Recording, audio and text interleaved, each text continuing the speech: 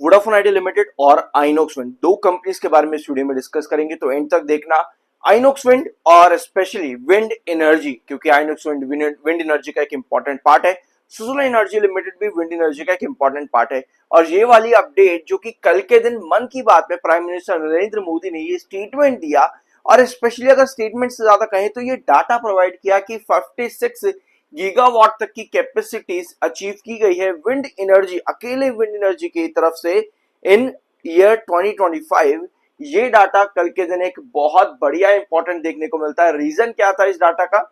इस डाटा ने इतनी कैपेसिटीज अचीव करी है, लेकिन ऐसा नहीं है कि प्राइम मिनिस्टर नरेंद्र मोदी ने ये डाटा बताया कल के दिन तो डाटा मेन स्ट्रीम में आया, नहीं। ये डाटा पहले से ही मेन स्ट्रीम मीडिया में अवेलेबल था कि विंड एनर्जी ने इतनी कैपेसिटीज अचीव करी हैं, और इसको हम लोगों ने आइनॉक्स विंड के पिछले वीडियो और साथ में सुजलॉन के पिछले वीडियोस में डिस्कस भी किया था। लेकिन ये एसेंशियल इसलिए हो जाता है क्योंकि इस डाटा को एक्नॉलेज किया गया, विंड एनर्जी को मेन स्ट्रीम मीडिया में एक्नॉलेजमेंट मिला, जिसकी वजह से आज आइनॉक्स विंड और सुजुला एनर्जी जैसी कंपनीज पर आपको एक बढ़िया रन देखने को मिला है। अब आइनॉक्स विंड की जब बात आती है तो कंपनी के Q4 का प्री एनालिसिस हम कल के वीडियो में डिस्कस करेंगे, तो तब तक के लिए सब्सक्राइब जरूर कर देना। टेक्निकली 81.4 का एमएफआई जो कि बेयरिश है, 67.4 का आपका आरएसआई है। ये है आइनॉक्स विंड लिमिटेड। और अब आते हैं आपके आइनॉक्स विंड के चार्ट्स के ऊपर। पहले तो आप लास्ट वीडियो में जो हम लोगों ने चार्ट डिस्कस किया था वहां पर आओ।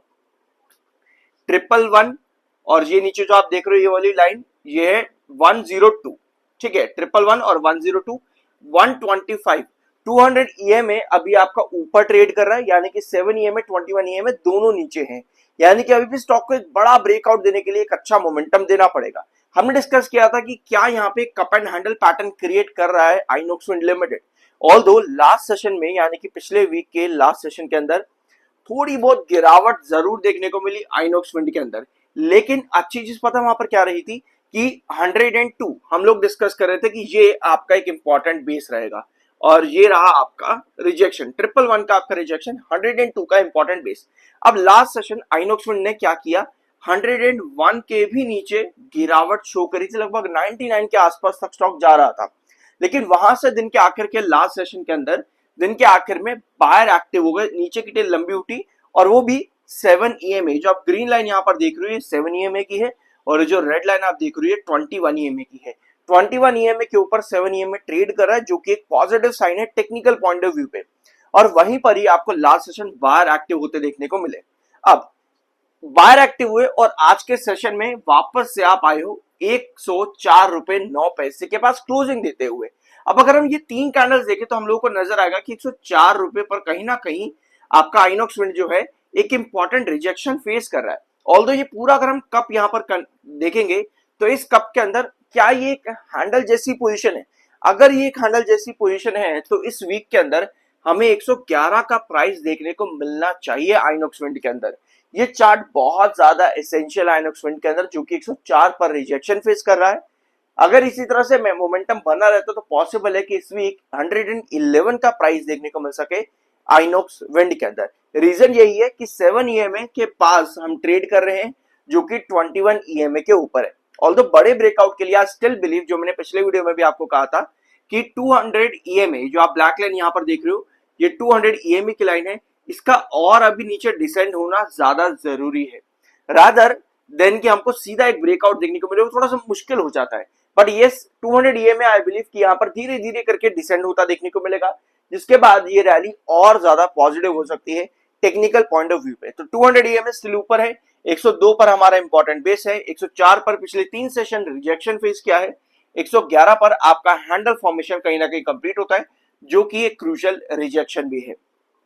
सो ये है आइनॉक्स विंड।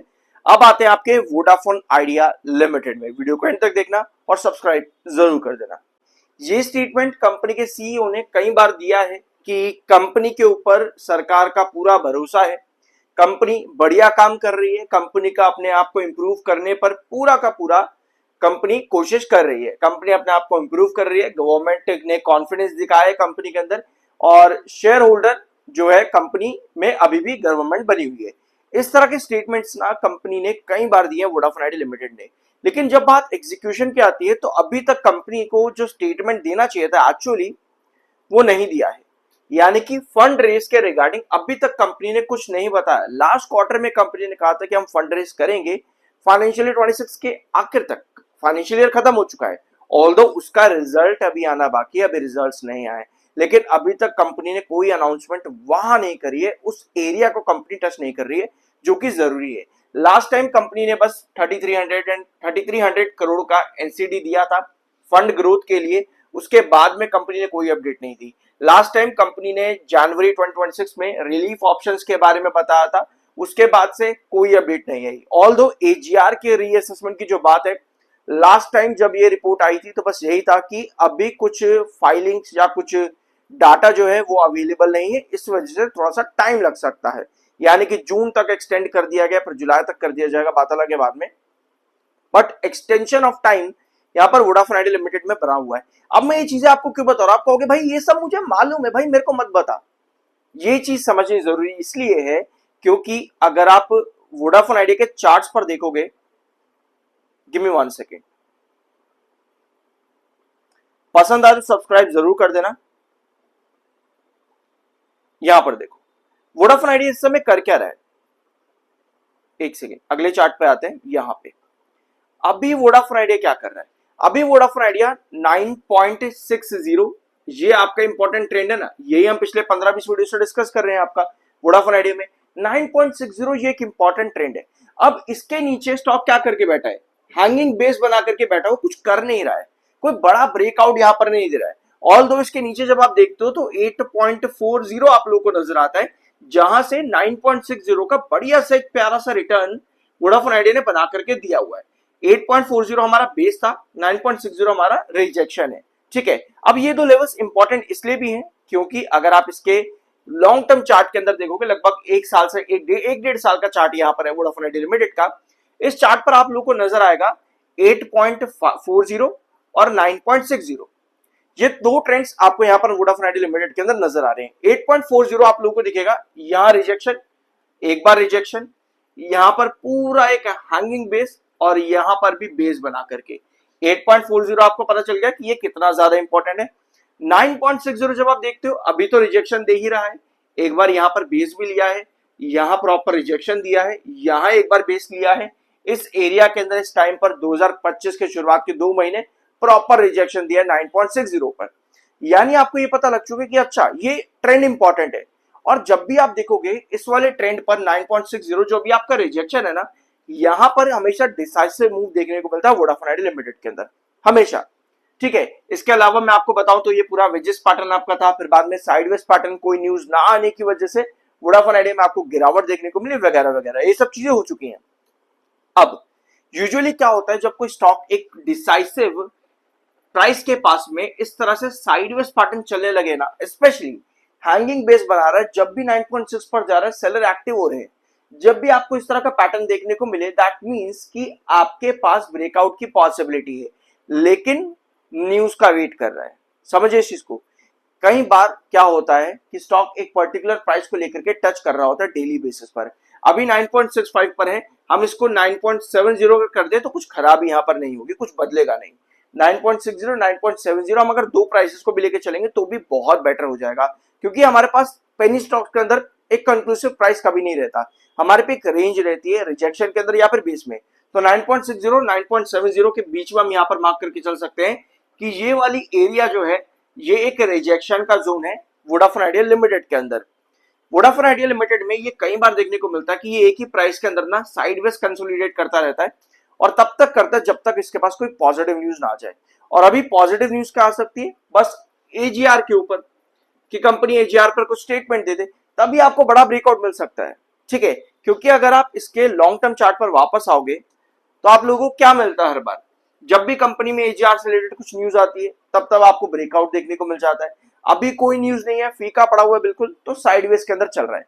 अब Q4 की बात आती है, Q4 की जब बात आती है तो अभी हमने क्या कहा कि कंपनी को पॉजिटिव न्यूज की जरूरत है, इसी वजह से यहां पर ये लगातार बना हुआ है 9.60 पर, और वो पॉजिटिव न्यूज अगर नहीं मिलती है तो फिर से हमेशा की तरह जिस तरह से रिजेक्शन खाया भैया कुछ नहीं मिला, यहां से 12.20 से रिजेक्शन खाया कुछ नहीं मिला तो भैया वापस से डंप कर गए। कुछ नहीं मिलना वोडाफोन आइडिया में ये बड़ा खराब है, कुछ नहीं मिलता तो भैया डंप खा जाता है, कुछ मिल जाए एक पर्टिकुलर प्राइस रेंज के पास जब बार बार एक्शन दे रहा है, जैसे आपको हर बार देखने को मिला 9.60 पर, तभी आपको ब्रेकआउट मिलता है। यानी कि अभी आपको इन सभी चीजों की जरूरत है जो आप मेरे चैनल पर कई बार देख चुके हो, ये 4 से 5 पॉइंट्स, कि कंपनी को एजीआर चाहिए, कंपनी को फंड रेज चाहिए, कंपनी को केपेक्स के लिए प्लान चाहिए, और केपेक्स के प्लान के लिए कंपनी को ऑफकोर्स फंड रेज चाहिए, फंड रेज के लिए कंपनी के पास बैंक का स्टेटमेंट आना चाहिए, फंड रेज के लिए कंपनी के पास प्राइवेट लेंडर्स का स्टेटमेंट आना चाहिए। तो ये सब चीजें हैं, लेकिन ऐसा भी नहीं है कि वोडाफोन आइडिया को ये सब कुछ चाहिए, इनमें से कुछ भी मिलता है। फंड रेज अगर कंपनी बात करती है तब भी हमारे पास पोटेंशियल है कि वोडाफोन आइडिया में आपको एक रिएक्शन देखने को मिले ब्रेकआउट की तरफ 9.60 के ऊपर। कंपनी एजीआर पर बात करते हैं तो डेफिनेटली हमारे पास बहुत हाई पॉसिबिलिटी है कि आपको एक ब्रेकआउट देखने को मिले, लेकिन कोई न्यूज ना आना ये बड़ी टेंशन वोडाफोन आइडिया लिमिटेड के अंदर क्रिएट करता है। लास्ट इसी वीकेंड के अंदर कंपनी ने स्टेटमेंट दिया था कि अभी भी एजीआर जो है हम उसका वेट कर रहे हैं, रिव्यू और आउटकम्स का, कंपनी के सीईओ ने। लेकिन कंपनी ने एक डिसीजन जरूर ले लिया है, कंपनी टैरिफ यहां पर बढ़ाने वाली है, लेकिन अभी कंपनी ने कहा है कि ये कोई स्ट्रक्चरल हाइक नहीं होने वाला है, क्योंकि वोडाफोन आइडिया के कंपेटिटर्स जैसे कि भारती एयरटेल ने अभी 4 से 5% का रिचार्ज प्लान जो है वो बढ़ाया है। यानी कि एक तरह से आप कह सकते हो प्राइस हाइक किया है भारती एयरटेल ने। अब ऑपरेटर, टेलीकॉम ऑपरेटर्स की यहां पर जो है एनालिस्ट का मानना है कि वोडाफोन आइडिया भी एज अ टेलीकॉम ऑपरेटर अपना टैरिफ 15% से बढ़ा सकता है फर्स्ट हाफ में ही, इस फाइनेंशियल ईयर के अंदर, फाइनेंशियल ईयर 27 के फर्स्ट हाफ में 15% वोडाफोन आइडिया अपना टैरिफ हाइक कर सकता है।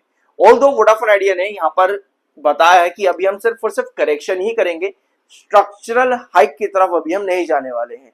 यानी कि शायद 15% वोडाफोन आइडिया लिमिटेड ना बढ़ाए, वही 4 से 5 जो आपकी भारतीय एयरटेल ने बढ़ाया है उतने के आसपास ही कंपनी अपना प्राइस हाइक कर सकती है। और यस, मैं आपको एक चीज और बताऊं कि प्राइस हाइक करना भी वोडाफोन आइडिया के लिए हर बार पॉजिटिव रहा है, क्योंकि उससे कंपनी के आरपीयू पर पॉजिटिव इंपैक्ट पड़ता है।